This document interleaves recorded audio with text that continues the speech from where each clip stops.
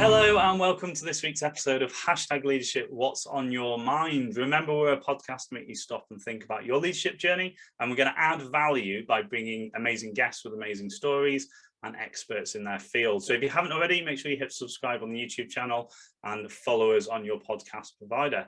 So today we are speaking to Claire. How are you doing, Claire? I'm okay, thank you. Hi. Good. So I've invited Claire on. I met Claire as part of my Institute of Directors membership when I joined up initially. I think it was 3.5 years ago now. And I've always had Claire on my list of people that I would love to host. So we've managed to get it sorted now. So without saying anything else, Claire, as I hit my 20-minute timer, if you could introduce yourself for the viewers who don't know who you are. Sure. So my name's Claire Ebrey. I run a consultancy called On The Level. I've only been doing that since July. I was formerly the Northwest Regional Director for the Institute of Directors. And before that, I worked at the Co-op on corporate social responsibility.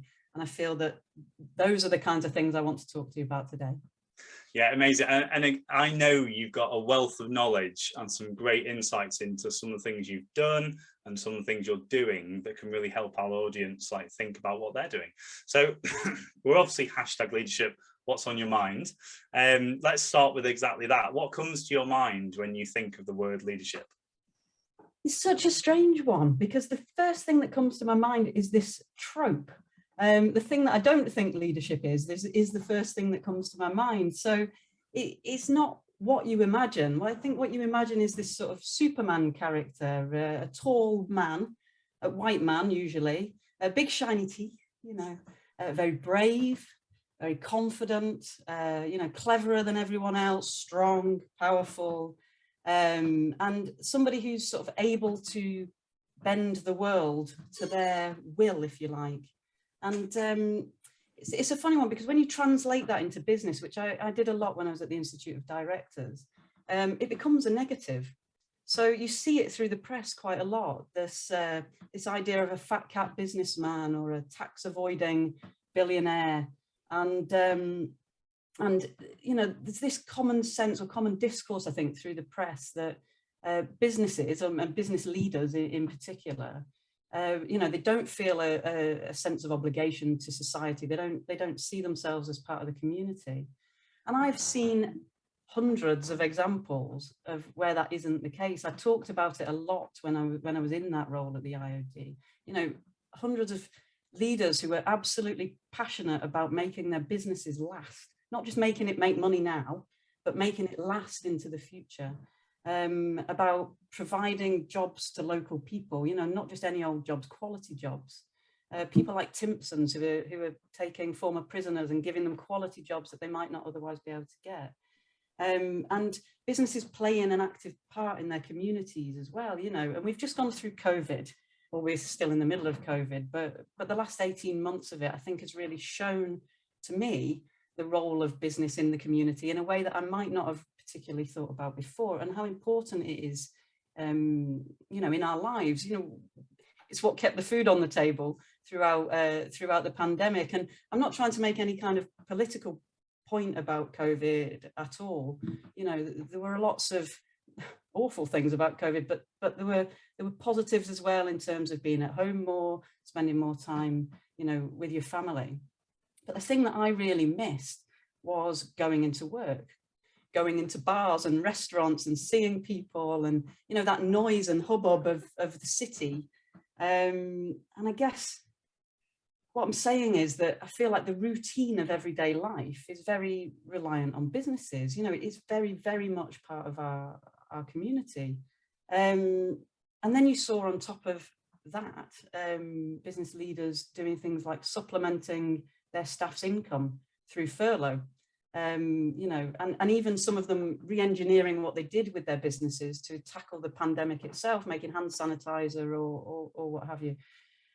And so you zoom back to that idea of this Superman character and, were they brave at that time? Was anybody very brave? I just remember sitting in this house thinking, oh, there's not a lot to do, is there? I do miss people. Was anybody particularly clever or strong or, confident? I just remember there being loads and loads of uncertainty and everyone just trying to you know, bugger through it really, and you know, relying very much on each other, you know, for support and help and things like that. And the world definitely wasn't bending to anyone's will at that time either. You know, very much we were bending to its will. So I guess that idea of that traditional leadership trope, I just think is nonsense. So that brings you on to a different idea. You know, what does make a leader? Well, somebody who you can follow, first of all. Well, what makes you be able to follow them? They have to be able to create a vision that you can get behind. They have to mean it and be authentic about it. They have to be able to bring people with them, but not bring them with them sort of telling you what to do, but be able to really empower people, and I guess be able to create a will and a drive that's more than the sum of the parts. And so I suppose the key point, I think, is you can't do all of that around profit on its own. There has to be something more. There has to be purpose that is beyond profit. You know. Yeah, amazing. And you're right. Like the last 2 years, you've definitely seen a quicken a shift and a bigger understanding of what leadership is required, and a change. We've covered it in the podcast this year, or last year actually, with the evolution of leadership from the Industrial Revolution. We actually went back to the Industrial Revolution of factories. Like, we're no longer in there, and I think it's the last 2 years have given us a shove, a bit like using technology in our businesses. It's been that positive shove, I think. So yeah, amazing. Yeah, awesome. But you look at that now, Stuart, and you think that's a good thing, because we've got some big challenges in the world. You know, we've got things like climate change, we've got racism, all the isms actually we need to get fixed. But you know, we've still got young people whose futures are determined by the postcodes that they grew up in. You know, there are big challenges that we've got, and I think there is a role for businesses and for leaders of all kinds to follow, you know, to do something about that. I've got a quote here, if you don't mind me saying it to you. It's actually a military chap. His name's Chief David Morrison from the Australian Army. Somebody might have told you this already, but the standard that you walk past is the standard that you accept. And I think that really puts leadership into sort of everybody's field, if you like. Everybody can have a leadership role, but also you can't do everything. So what can you tackle? Well, I remember making a speech for the Institute of Directors at one of our women's conferences, and I described it as, it's that thing in front of you that you can throw your net over. So you can't walk by it like this military fella said. You've got to sort of try and tackle it, but it's this thing that presents itself to you.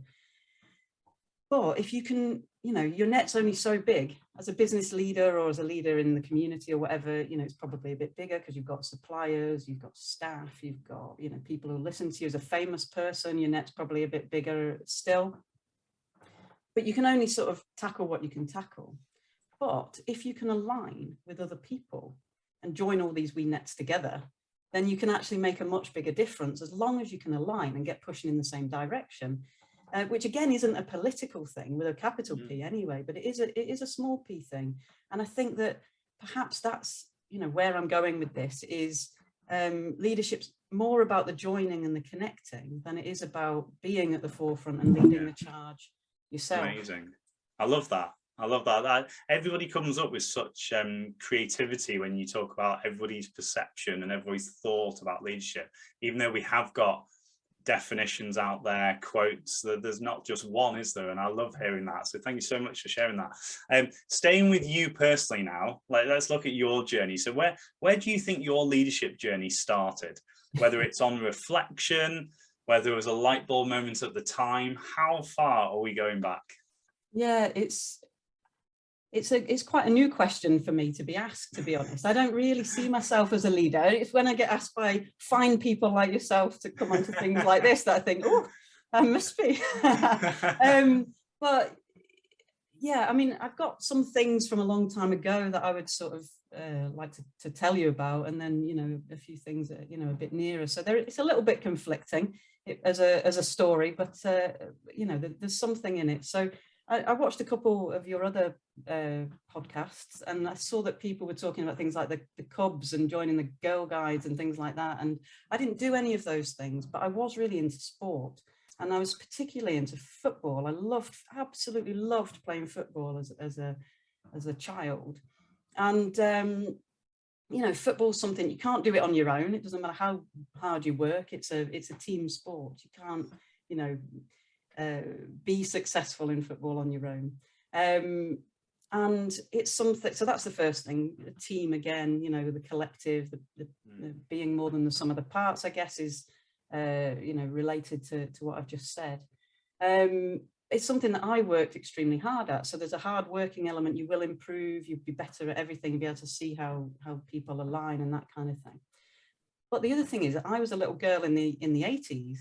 You couldn't actually play football in the 80s. You weren't allowed to play for a team. You weren't even allowed to train for boys with a boys team, even and then not play at the weekend. So I was actually better than lots of boys. You know, girls and boys are actually physically very similar at those kinds of ages. And I was actually, you know, better player than some of the boys, but I wasn't allowed to play. And I guess that showed me that sometimes it doesn't really matter how hard you work. If there are structural barriers in place, you will be thwarted regardless of them. And there weren't enough people at that time, I don't think, trying to knock those structural barriers down. You know, I was sort of going in and mithering and being that annoying child who would try and, you know, get something that they didn't do, like a girls' football team at school. And I set up our own little team, and we actually did try and take on boys' teams as well. And we had a couple of games, but just, you know, that was hard. And I think, you know, sometimes you hear people talk about sexism, misogyny, racism, things like that now. And some people say, I've never seen it, I've never heard of it. But I think you see it all the time. You know, I could see it from a very young age, just in that one example. And then I guess the other sort of big thing that I went through, you know, as a young person was when I was around 15, I started to have the traumatic realization that I was gay.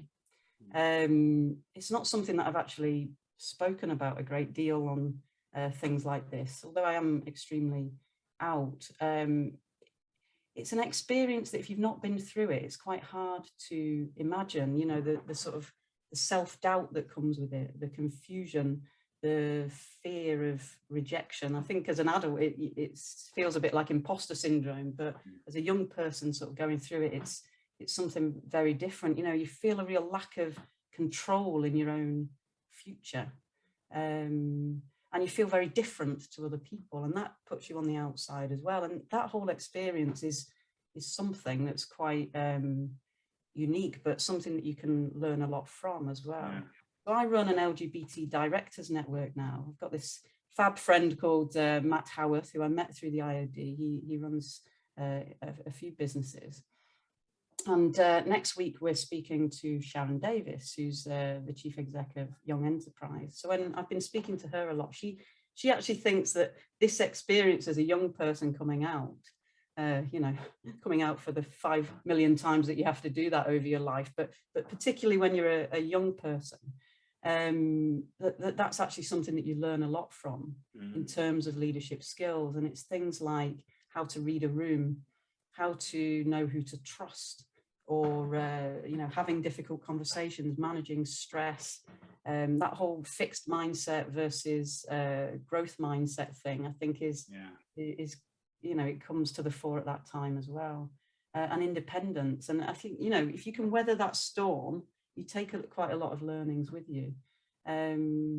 So yeah, I love that, because it builds those. I always love people sharing their early foundations of development as a person, because you can tell, because obviously I know quite a few of the people I host on here, and I'm always sometimes surprised but not surprised at some of the things they share, because you can so tell in there, if I know them personally, where that comes from, and I've maybe not heard the detail before, because you're right, it builds, especially that young age, so many things that, and we've had people reflect live on the podcast and go, actually, I've not thought about that link to who I am today. about how I lead my business and how I communicate because of what I experienced when I was younger.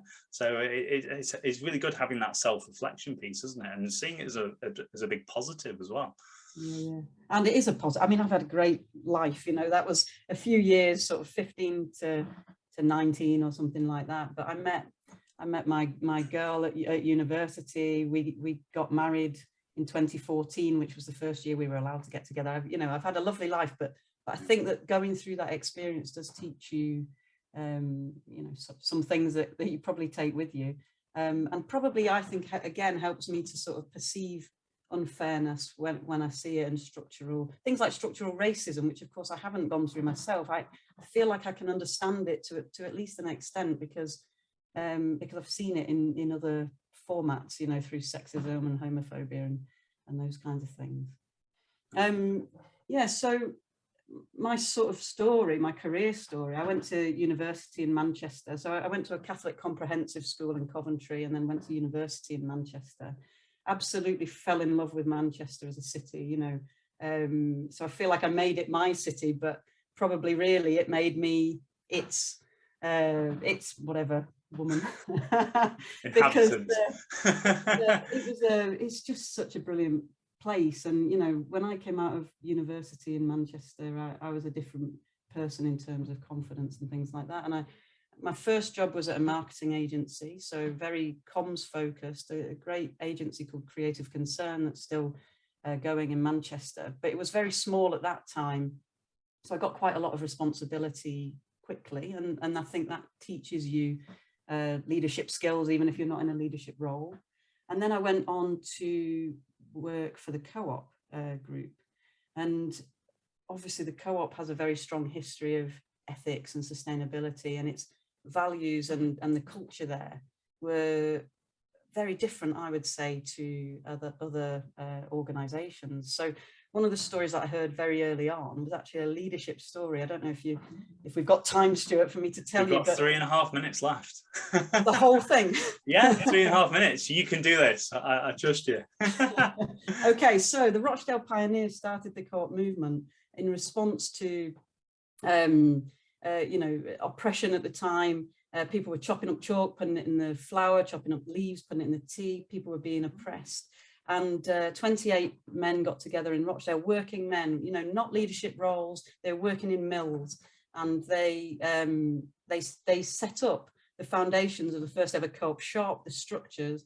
And millions of people are now members of the Co-op movement all across the world, but it was 28 men with no particular power, little bits of money, no particular power, who did that. And I think they sort of changed the world around them. And it's a great story for me of this idea of throwing your net over the thing that you can really make a difference on by coming together. Amazing. I did not know that. I'm going to do some more research on that. I'd love to. That's a great story. Well, I made a film on it in 2012. I made a film. It was my idea to make a film about the Rochdale pioneers, and it was available on Film 4. A co-op of young people made it at the time, and yeah, 500,000 people saw it on film. And again, talking about like coming together, we talked just before we came on here about having a shared vision, purpose, like what can happen when those people come together, regardless of what level of experience or what their role is in a corporate role, etc. Just the power of people, I think we'll put that into the category of. Amazing. So like I said, we've got 2 or 3 minutes left. I'd love for you to just offer some sort of insights into what you think's helped you in your career, as in, obviously our audience are wanting to level up their leadership journeys. What have you seen? Because especially the reason I wanted you on, because you'd had that exposure through the IOD from so many different businesses, your own personal skill set and story. What sort of things stand out to you regards to leveling up somebody's leadership journey? Yeah, I mean, what I would say is I never saw myself as a leader at all till I got into that IOD role. And then I felt that it was sort of pushed at me, really, rather than something that I especially wanted. So I had been on boards. I'd been a director of the Film Academy with young people that I just mentioned. I'd been a director of a couple of other things. I didn't particularly see those roles as leadership roles. And when I joined the IOD, my LinkedIn suddenly went crazy, and my personal profile, I felt, was very much linked to the success that I was going to make of that role. You know, I had to sort of raise the profile of both. And the very first event that I spoke at, because I did loads of public speaking in that role, you know, massive room, 400 people and things like that. Very first one I spoke at, there was about 50 people in a room. And thank God there was a lectern, Stuart, because my knee was shaking like this under the lectern. Yeah. And it was only like a minute's speech. I was introducing myself, you know, so I feel like, you know, yes, you can do the sort of Superman character and stand there and make your speeches, but you don't always expect people to feel like that on the inside. You know, people are still people and human beings, and, you know, they lack confidence and they have that imposter syndrome and all of those things. But also put yourself forward and try to feel as confident as you can, because, you know, people do want to hear you. They want to hear your voice. They want you to do a good job as well. So they're not actually sitting there against you waiting for you to fail. I loved that particular job at the IOD, but again, it was a sense of, there was a ready-made community there. How do we galvanize and bring people together? So I don't know if this was a leadership vision of mine, but to me, it was just something that was obvious. It had to be around purpose beyond profit. So it was very much about big issues that were affecting not just business leaders, but the Northwest. And the Northwest itself galvanized people, because people feel part of it. So, you know, tackling issues like the skills gap, productivity, you know, the fact that we're losing our young people in droves to the south, you know, how do we actually help support the North to be a better place to live and to work? And actually people did galvanize around that, and they loved it. And so I feel like, yeah, if you can find the common thread that will knit weird and wonderfully diverse people together, then that's a really good thing. Amazing. Excellent, Claire. I said to you, didn't I, the 20 minutes goes quickly. That has come to the end of 20 minutes. So thank you so much for your time. Guys, if you've enjoyed that, make sure you let us know what your takeaways have been from this episode. And remember, every Wednesday at 6 a.m, we've got an amazing guest coming your way to share their experience or to share their expertise. So make sure you subscribe to the YouTube channel and follow us on your podcast provider. Claire, thank you so much. I'm going to put all your links and all the things you've spoken about today in the comments below, so guys can go and check you out, some of the things you're involved in. I know it's going to be amazing to follow what you do this year, and we'll stay in touch, and hopefully I see you again in person very soon. So thank you for your time. Thank you. And we'll see you all next week, guys. Take care. Bye.